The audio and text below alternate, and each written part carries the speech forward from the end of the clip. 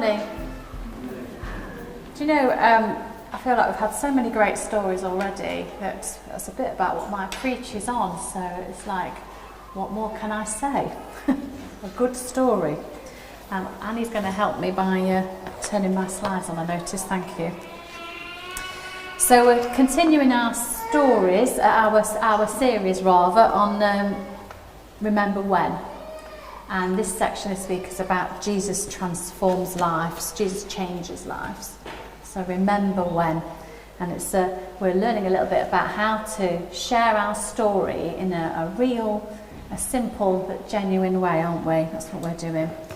I think we can all remember times when we've shared our experiences. We all like to talk about stuff. We sort of say, you know, remember when so-and-so did that, or remember when we went to such and such a place. Remember when we went camping at one event, you know, all the stories come out, don't they? In fact, we're so excited about telling our story, we often can't wait to jump into the conversation, can we? Sometimes not even listen to the other person because you want to share your little bit, don't you? Maybe you're not like me. I guess recently we might all say, remember when the Queen died, where were you, what were you doing? We'll all have something to talk about when we discuss these things, especially with your friends and family. It's been quite hot this last summer, and I am quite old now really, and I remember the summer of 1976. I was a 6-year-old little girl, and it was a hot, long summer. And I learned to ride my bike. So I'm remembering when, okay, and already I can see some of you thinking, oh yes, I've got a story about that. I remember when I learned to ride my bike, or I remember when it was hot in 76. You know, my learning to ride a bike story is quite simple really. I'm sure it's the same as everybody else's. I guess at the age of 6 was the age when I was starting to perhaps stop being a baby and grow up a bit, and my friend Julie, who lived down the road, decided, she was a bit older than me, she decided it was time for me to grow up and learn how to ride my bike. So she said to my dad, take those stabilisers off. We used to have these stabilisers back then, I'm sure you'll remember them, little extra wheels. And so my dad got his screwdriver and with his twinkle in his eye removed the stabilisers and didn't say a word. And Julie was like, yes, get on your bike and I'm going to run alongside you and I'm going to hold you. And she did, and it was great. And I was like, oh, I'm doing it. And our road was quite a long road.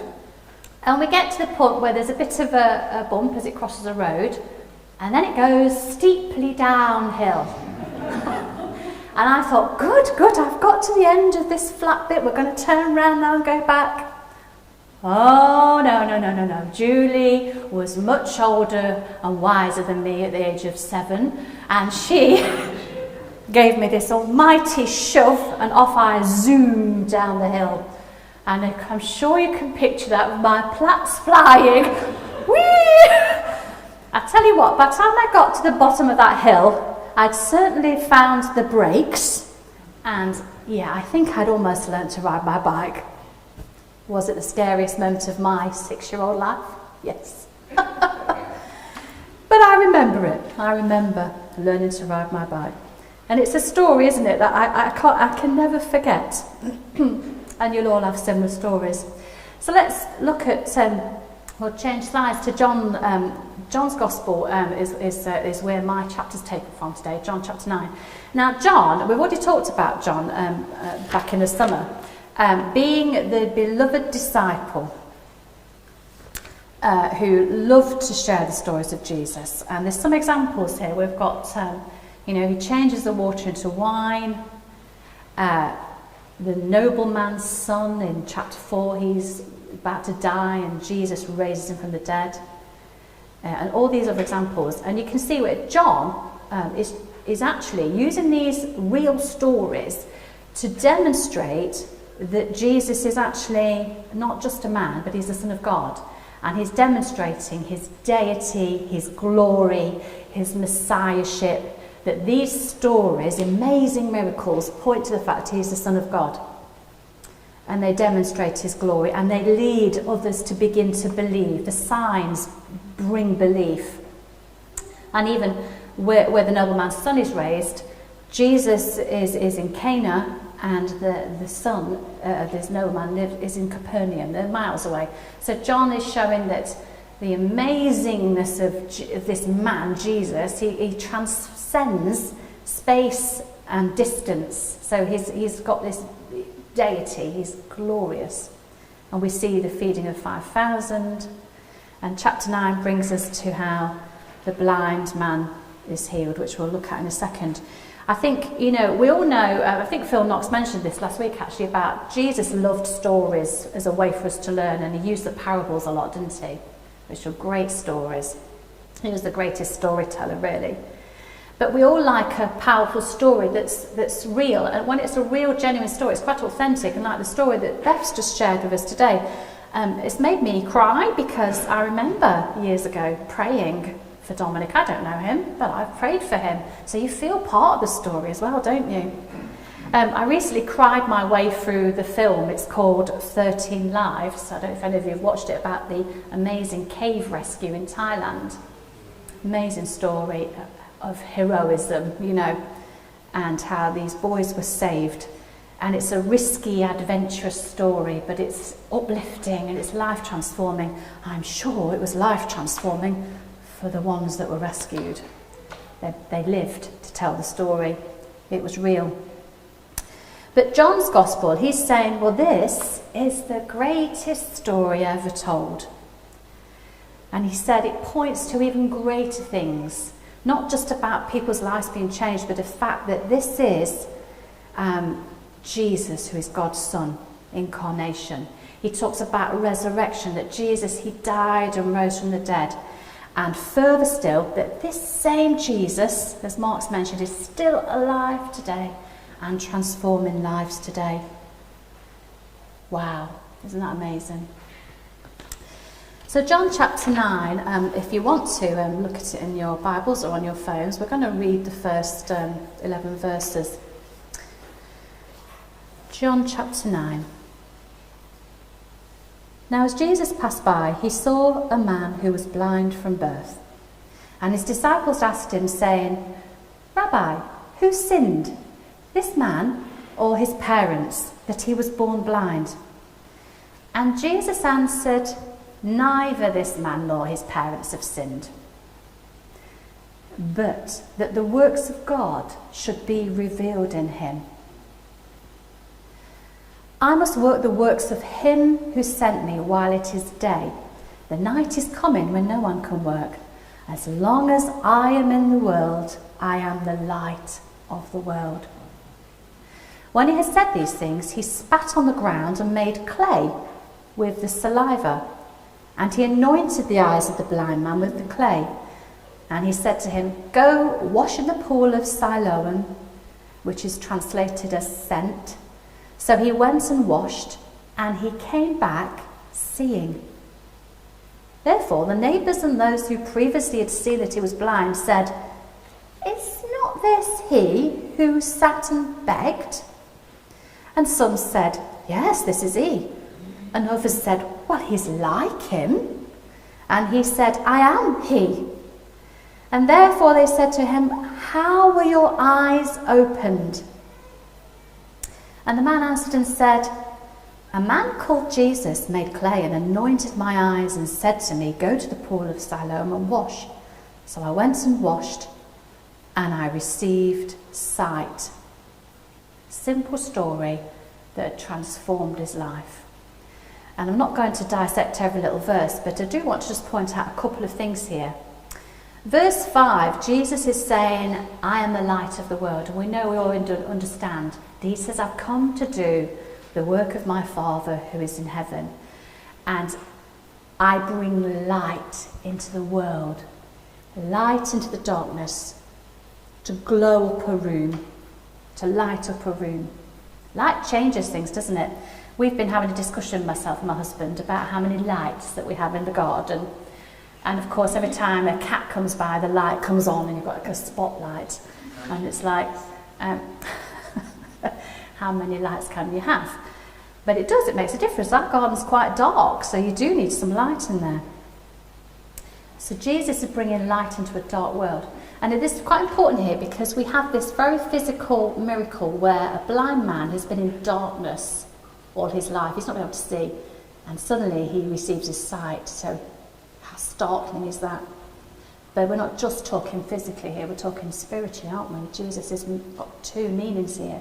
I bring light into the world to transform life spiritually, but I'm also going to heal this man, transform his life. Amazing. And then we look at this verse 6 and 7 where Jesus spits in the dust and makes this clay. That sounds to our modern ears quite odd, doesn't it? I am told apparently this was a custom, that it was thought that if you mix this on your eyes it would heal the eye infections. I think we can conclude that that probably was not the reason why that man's eyes were healed. It's unlikely. It's because Jesus did it. It's different. Why did Jesus do that? Perhaps symbolic, gave the man something to do, to make him feel that he's part of this process and understands the story. We don't really know. We can surmise.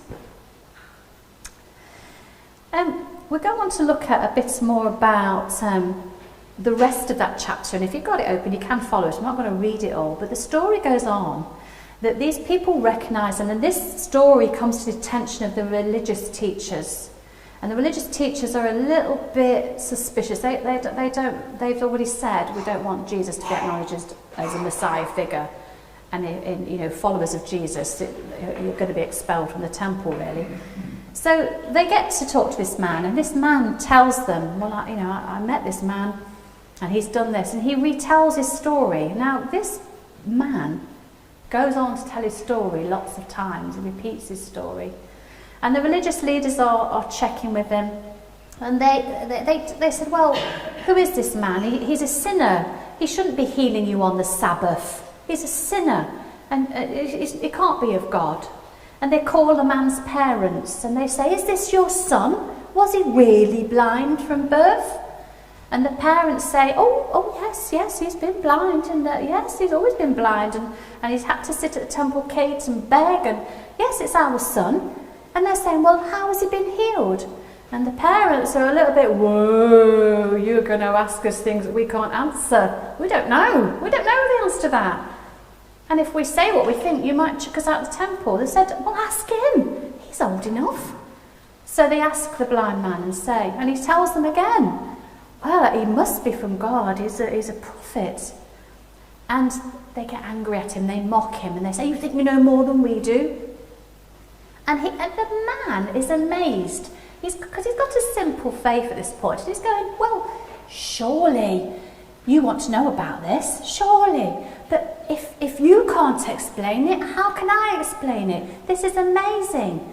Don't you want to know more about this story, about this man? Surely he's from God. And then they say, oh, you dare to know more than us about the scriptures? And they throw him out of the temple. Which, again, means he's been excommunicated. And he's going to be lonely. And he's not going to be able to do business with anybody. It's a shocking thing for them to be thrown out of the temple. Incredible, isn't it? But you see, this man, he's been transformed in so many ways. He has been transformed, and we can go to the next slide. Thank you, Annie. He starts off, he describes this person as a man, and then he describes him as a prophet. He goes on later to actually understand and acknowledge that he's the Son of God, because he has been transformed not only physically, but spiritually. His eyes and his soul see. He's been transformed externally and internally. And he's been transformed presently in the here and now and eternally, ever after. And we already see how in this chapter he's had to repeat his story time after time. And I bet he continued to tell his story. It's the most amazing thing that's ever happened to him in his life, and it's changed him. I think not only he has been changed, but surely his friends and his family who are listening and observing, their lives have been transformed as well. His parents' life will definitely have been transformed. They've been changed.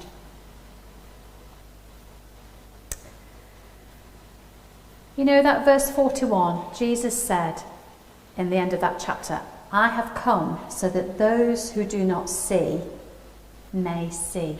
So back to that light of the world thing. Physical darkness, spiritual darkness, Jesus has transformed. And so when he's chucked out the temple, Jesus comes to find him. And he says to him, do you believe? Do you believe in the Son of God? And the man says, well, who is the Son of God? And he said, it's I, it's the one who's talking to you.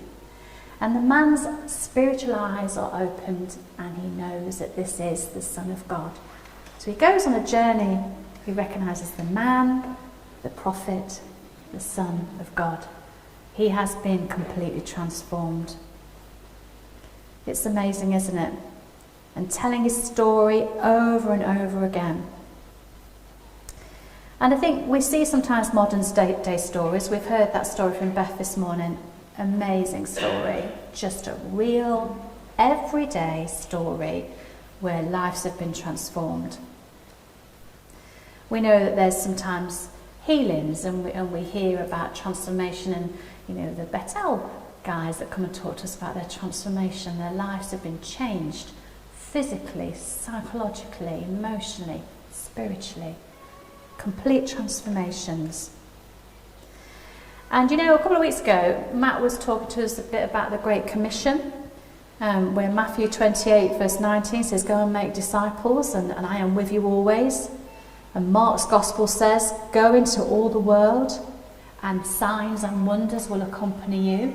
So I think it's quite important to remember, not only do we tell our story, but we believe what we're telling, and we pray also for accompanying miracles, signs and wonders, because often they're a sign to help us in our unbelief. They're a sign to say something extraordinary has happened here and we can't explain it. It makes a good story, doesn't it? And so, signs and wonders are so that the glory of God will be revealed in all of this. Going back to the summer of 1976, my story as a little girl, as the summer ended and we got into September, and it would have been about this time of year actually. I don't remember the date exactly because I was little. But my friend Julie, she had a big sister called Karen, and Karen used to run the kids club at a church down the road. Now, I was already from a Christian family, actually. Always went to church with my parents. But this is the age, obviously, when I'm beginning to understand a few more things. I've been a bit naughty. I won't tell you about those stories today. That's for another time. I've learned to ride my bike. And then I go along to this kids club with Julie. And I hear there about Jesus that loves me, and I was in heaven. And do I want to give my heart to Jesus? In a very simple way, I give my heart to Jesus and say, ooh, I do. I don't want to be left here if you come back. I want to go to heaven, you know, in my simple childlike way. When I came out of there, I walked back up that hill and into my house and told my parents what I'd done. Told my little story then. Now, yes, over the years, I've had to reaffirm my life as I grew up and understood more of what it meant, and got baptised, and still had to stand at, you know, youth rallies and give my life again and say, here I am, wholly available, because sometimes we forget the promise we made and just recommit.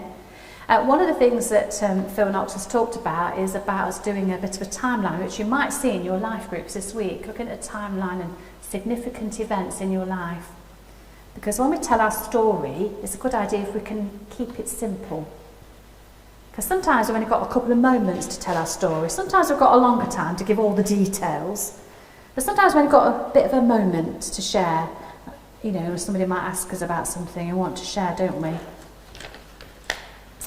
So, how can we share our story?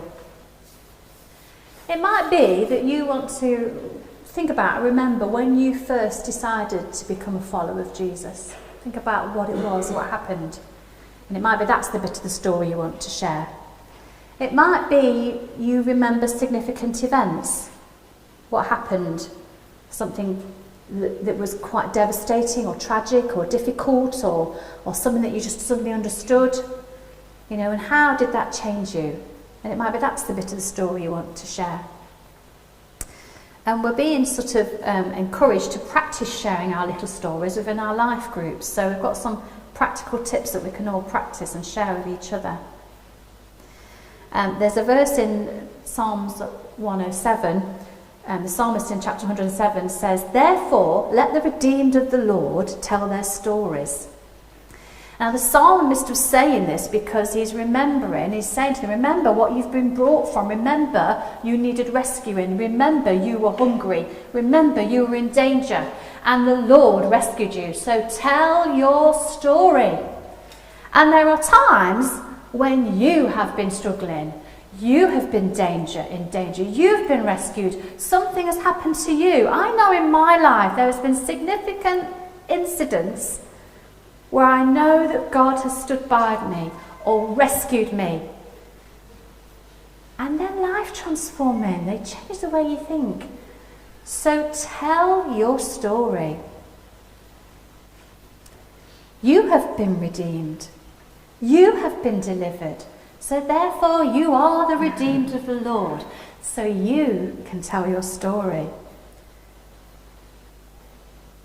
You have been redeemed, healed and rescued. So your mission, should you choose to accept, is to tell your story. And keeping it simple. You know, it depends what the moment is. Keeping it simple. And perhaps sometimes it might be worth writing down. If you were suddenly asked by your friend, what is it that makes you different? Or why are you smiling today? Or what is it that makes you manage or cope with this? Might be good to practice writing something down so you've got a short answer. Because in the middle of the staff room it might not be appropriate to go into all details, but you want a short answer sometimes. So, well, it's simple. Jesus has changed my life. But they might never have heard who Jesus is. So we have to be ready, don't we? And I'm going to leave you with this last verse from 1 Peter chapter 3 verse 15 says, "Always be prepared to give an answer to everyone who asks you to give the reason for the hope that you have, and do this with gentleness and respect." Amen. Not much more I can say.